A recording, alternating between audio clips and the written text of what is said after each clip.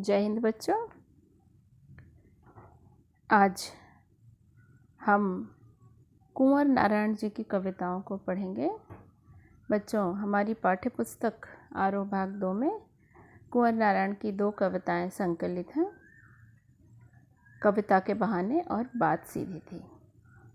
तो पहली कविता के रूप में, चूँकि कविता के बहाने इसमें दी गई है, तो हम सबसे पहले उसी की व्याख्या करेंगे। पर कविता शुरू करने के पहले हम कवि परिचय, जैसा कि हम बाकी सारे पाठों में करते आए हैं, एक संक्षेप में कवि के बारे में जानना आवश्यक है। तो हम जानते हैं यहाँ कवि कुंवर नारायण के बारे में। कुंवर नारायण जी का जन्म 19 सितंबर सन 1927 को उत्तर प्रदेश के फैज़ाबाद ज़िले में हुआ था। फैज़ाबाद जो अयोध्या के पास में है, अवध क्षेत्र के। कुंवर नारायण जी का कविता लेखन, उनका अपना एक विशेष तरीका है। हर एक कवि का अपना अपना तरीका होता है। कुंवर नारायण जी के जो काव्य संग्रह, इसमें विशेष रूप से आत्मजयी कविता इनकी जो है एक विशिष्ट ख्याति प्राप्त है, जिसमें उन्होंने नचिकेता से संबंधित, वाजश्रवा मुनि और नचिकेता ये पिता पुत्र थे, जिसमें उन्होंने अपने पुत्र पर क्रोधित होकर उसे यमराज को देने का आग्रह किया था। ये एक पौराणिक कथा है। तो उसे आधार मानकर, उस कहानी को मानकर आत्मजयी कविता इन्होंने लिखी है। एक प्रबंध काव्य है ये, और ये बड़ा प्रसिद्ध हुआ। इसके साथ साथ इनके कई काव्य संग्रह, पुस्तक समीक्षा, अनुवाद कार्य भी इन्होंने किए, और अपनी रचनाओं के लिए इन्हें साहित्य अकादमी पुरस्कार के साथ साथ समय समय पर कई विशिष्ट सम्मान प्राप्त होते रहे हैं। कुंवर नारायण जी के लेखन में चिंतन, कहानी और सिनेमा के अतिरिक्त अन्य कलाओं की समीक्षा भी मिलती है। नई कविता के दौर में भी कुंवर नारायण ने जो कविताएं लिखी, उनका एक अपना स्थान और अपनी पहचान रही है।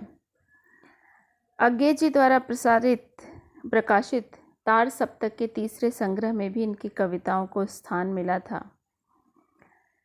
आलोचक कहते हैं उनकी कविता में व्यर्थ का उलझाव, अखबारी सतहीपन और वैचारिक धुंध के बजाय संयम, परिष्कार और साफ सुथरापन है। अर्थात उनकी कविताओं में एक संयम, एक विशिष्टता, परिष्कार, शुद्धता और सफाई है। भाषा और विषय की विविधता उनके विशेष गुण हैं। बहुत सारे विषयों पर उन्होंने कविताएं लिखी हैं, जिसमें यथार्थ भी है, उसका सहज सौंदर्य भी है, जीवन का एक बड़ा सामान्य सा रूप जो कुछ परिस्थितियों में विशिष्ट लगता है, उन पर उन्होंने रचनाएं की हैं। तो कवि कुंवर नारायण जी का ये जो थोड़ा सा परिचय हमने जाना, ये कविता को जानने के साथ साथ हमें कवि के प्रति भी थोड़ा सा जागरूक करता है। कुंवर नारायण जी, यहाँ पे पुस्तक में बता रहे, कुंवर नारायण जी पूरी तरह से नागर संवेदना के कवि हैं। विवरण उनके यहाँ नहीं के बराबर हैं, पर वैयक्तिक और सामाजिक ऊहापोह का तनाव पूरी व्यंजकता में आता है। यानी नागर संवेदना के कवि, यानी जो वो चूँकि नगरीय जीवन जिया उन्होंने, वो अपने जीवन में व्यापार और कविता दोनों को साथ लेकर चलते थे। उनका ऑटोमोबाइल का बिजनेस था, और पिता के बाद भी उन्होंने उसे ख़त्म नहीं किया, बल्कि उसे जारी रखा। उनका कहना था कि मैं व्यापार इसलिए कर रहा हूँ कि कविता को मुझे व्यापार के रूप में ना अपनाना पड़े, कविता अर्थोपार्जन का साधन न बने, इसलिए मैं इस व्यापार को कर रहा हूँ। खैर, ये उनके निजी जीवन की बातें हैं। तो जो जीवन का ऊहापोह है, वैयक्तिक तौर पे या सामाजिक रूप पे, वो सारी चीज़ें इनकी कविताओं में मिलती हैं। एक संवेदनशील कवि का हृदय सामने आता है। जो 2 कविताएं हमारे संकलन में हैं, कविता के बहाने, वह इन दिनों कविता संग्रह से लिया गया है। यहाँ इसके बारे में बता रहा है कि कविता क्या है, इसके बहाने वो बताना चाहते हैं। दूसरी कविता बात सीधी थी। कोई दूसरा नहीं संग्रह से ये कविता ली गई है। तो फिलहाल हम चूँकि अभी पहली कविता पढ़ने जा रहे हैं तो हम इसी पे चर्चा करेंगे। कविता के बहाने। यह एक यात्रा है, कविता की एक यात्रा या कविता का एक वजूद बता रहे हैं कि कविता की तुलना चिड़िया और फूल से करते करते कवि बच्चे तक पहुंचता है कि कविता वास्तव में है क्या। फूल के जैसी है, चिड़िया के जैसी है, बच्चे के जैसी है, कैसी है, वो कविता के माध्यम से हम स्पष्ट करेंगे। तो चलिए अब हम चलते हैं इस कविता की ओर। कविता के बहाने। कविता एक उड़ान है चिड़िया के बहाने, कविता की उड़ान भला चिड़िया क्या जाने। बाहर भीतर इस घर उस घर, कविता के पंख लगा उड़ने के माने, चिड़िया क्या जाने। कवि कह रहा है कविता एक उड़ान है चिड़िया के बहाने, कि चिड़िया के बहाने अर्थात हम चिड़िया के साथ रख कर देखें तो कविता भी एक उड़ान है। जैसे चिड़िया उड़ती है, जहाँ जी चाहा, जब जी चाहा, जैसे मर्जी है वैसे उड़ती है, वैसे ही कविता भी प्रसारित होती है, फैलती है, लोगों तक पहुँचती है अपनी मर्ज़ी से। अपनी मर्ज़ी से यानी ऐसा नहीं कि अपनी मर्ज़ी से कि मतलब कविता किसी ने लिखी और वो यूं ही उड़ के पहुंच जाएगी या चली जाएगी, अर्थात एक मुंह से दूसरे मुंह, दूसरे से तीसरे चौथे, यानी वो जैसे जैसे चर्चा में आती है वैसे वैसे फैलती जाती है, बिल्कुल चिड़िया की तरह, कोई बंधन नहीं। लेकिन फिर तुरंत कवि कहता है कविता की उड़ान भला चिड़िया क्या जाने। हाँ, कि चिड़िया की उड़ान की तरह कविता है ज़रूर, लेकिन कविता जितनी उड़ती है, कविता के उड़ान की जो विशेषता है वो चिड़िया क्या जाने। क्यों? बाहर भीतर इस घर उस घर, कविता के पंख लगा उड़ने के मारे, चिड़िया क्या जाने। कि कविता की, चिड़िया की उड़ान से कविता की तुलना क्यों नहीं की जा सकती। बाहर भीतर इस घर उस घर, क्योंकि चिड़िया की उड़ान की अपनी एक सीमा होती है। उसे उड़ने के लिए खुला आसमान चाहिए, एक निश्चित दूरी तक, निश्चित समय तक वो उड़ पाती है। उसकी भी उड़ान सीमित हो जाती है, बंध जाती है कभी कभी। पर कविता के साथ ऐसा कुछ नहीं है। खुला आसमान, बाहर भीतर इस घर उस घर, यानी कहीं भी, किसी के भी दिल में, किसी के भी मन मस्तिष्क में वो कविता पैर जमा सकती है, अपनी जगह बना सकती है।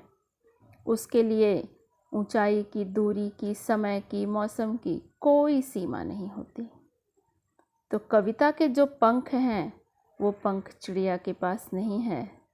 अतः कविता की उड़ान चिड़िया क्या जाने, कविता की उड़ान चिड़िया भी नहीं जान सकती।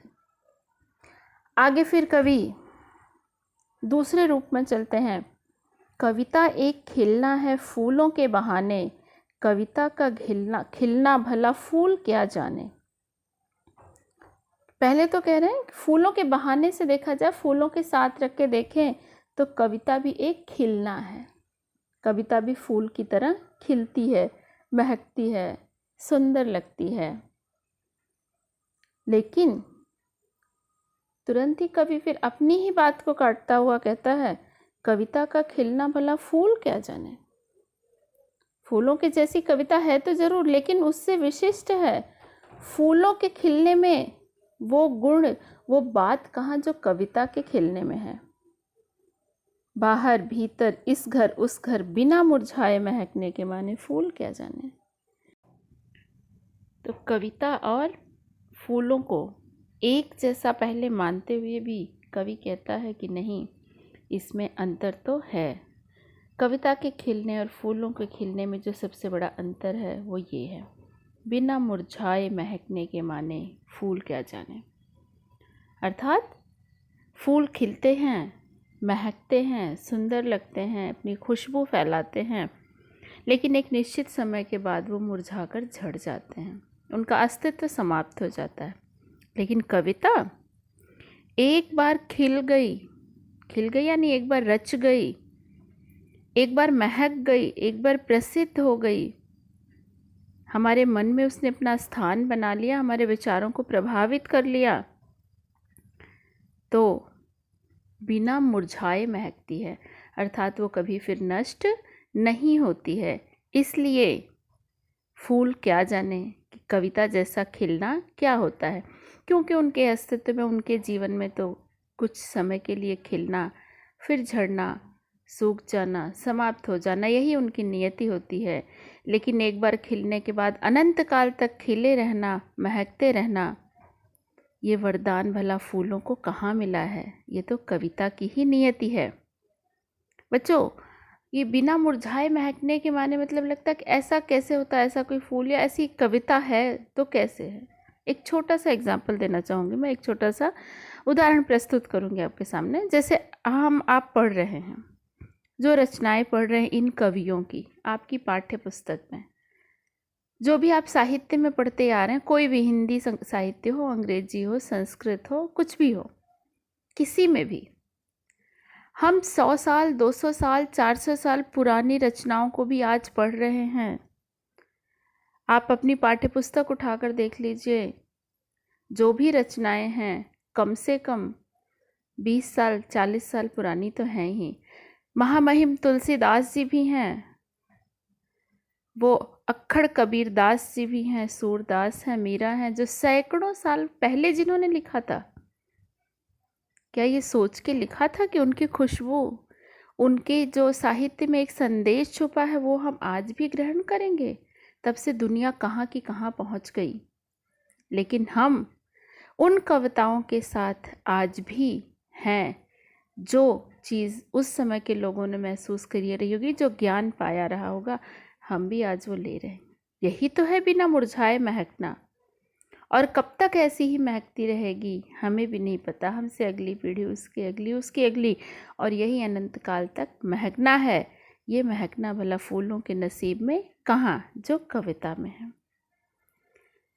आगे कवि कह रहा है, कविता एक खेल है बच्चों के बहाने, बाहर भीतर यह घर वह घर, सब घर एक कर देने के माने, बच्चा ही जाने। कवि की कल्पना थोड़ा और आगे चलती है कि चिड़िया के साथ उन्होंने रखना चाहा, फिर चिड़िया से श्रेष्ठ हो गई। फूलों के साथ रखना चाहा, थोड़ा सा उसमें भी कवि को बदलाव लाना पड़ा। फिर कवि एक नई कल्पना सोचता है, कविता एक खेल है बच्चों के बहाने।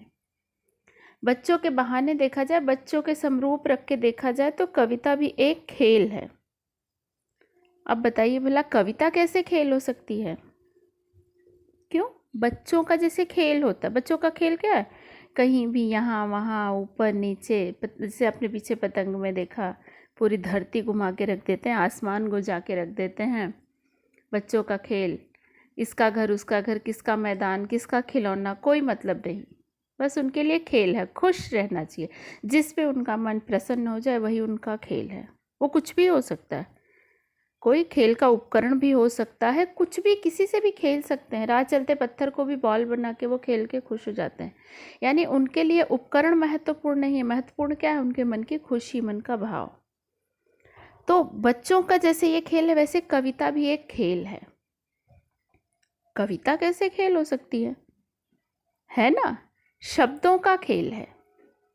कवि शब्दों से खेलता है, खुश होता है। तरह तरह के भाव, तरह तरह के विचार, तरह तरह की कल्पनाएं उसके मन में आती हैं और वो नए तरीके से उन्हें प्रस्तुत करने का प्रयास करता है। हमेशा कुछ नयापन, हमेशा कुछ अच्छा, हमेशा कुछ प्रभावशाली अपने कविता में प्रयोग करना चाहता है। लेकिन कैसा? बिल्कुल निर्बंध होके, बच्चों की तरह बिल्कुल मुक्त, अपने मन की खुशी से, जो शब्दों से, जिस तरह के शब्दों से खेलना उसे अच्छा लगता है वो खेलता है। कोई कविता लिखता है, कोई कहानी, कोई उपन्यास, कोई नाटक, ये सारे साहित्य है। चाहे कविता के अर्थ में लीजिए या साहित्य, एक ही बात वही हुई। वास्तव में काव्य शब्द जो है हमारे प्राचीन काल में पूरे साहित्य के लिए प्रयोग किया जाता था। खैर, हम कविता को ही लेके चलते हैं। तो कविता भी शब्दों का एक खेल है जिन्हें कवि खेलता है, रचने वाला खेलता है। बिल्कुल वैसे ही बाहर भीतर यह घर वह घर, सब घर एक कर देने के माने, बच्चा ही जाने। कि जैसे बच्चा जब खेलता है तो बाहर भीतर यह घर वह घर, सब घर, यानी कहीं कोई अंतर उसके लिए नहीं होता, इनका घर उनका घर। अपना पराया, पड़ोसी, रिश्तेदार, जात पात, ऊंच नीच, अमीर गरीब, उसके लिए कुछ महत्वपूर्ण नहीं होता, सिर्फ महत्वपूर्ण होता है खेल। वैसे ही कविता भी होती है कि कविता जब एक बार रच गई, आ गई सबके सामने, तो वो किसी के भी दिल दिमाग को छू सकती है, किसी को भी प्रभावित कर सकती है। कोई बंटवारा नहीं होता कि ये कविता किसने लिखी और इसे कौन पढ़ेगा, कौन पसंद करेगा। कोई भी कभी भी उन शब्दों की जादूगरी को महसूस कर सकता है। तो ये जो कवि की कल्पना चली है, चिड़िया से लेकर फूलों से होते हुए बच्चों तक आती है। कह सकते हैं ये कविता की एक यात्रा है जो चिड़िया से शुरू होती है, फूल के साथ साथ आती है और बच्चों के बहाने पर, बच्चों के समरूप आके ये कविता पूरी हो जाती है।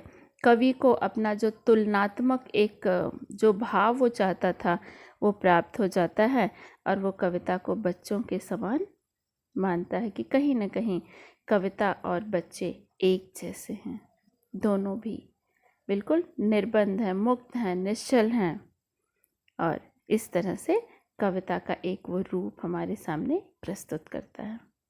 बच्चों, ये कविता यहीं पे समाप्त होती है। पाठ के अंत में मैंने इसके कुछ मुख्य बिंदु और एक आध प्रश्न आपको दिए हैं जो कर सकते हैं। कविता चूँकि छोटी है तो बहुत ज़्यादा आपको इसमें स्मरणीय बिंदु भी कुछ हैं और एक आध क्वेश्चन जो आप पाठ के अभ्यासों के अलावा जो प्रश्न आप कर सकते हैं वो मैंने साथ में दिए हैं। कवि कुंवर नारायण जी की दूसरी कविता बात सीधी थी जो इसके साथ ही है, वो मैं दूसरे वीडियो के माध्यम से आप तक पहुंचाऊंगी।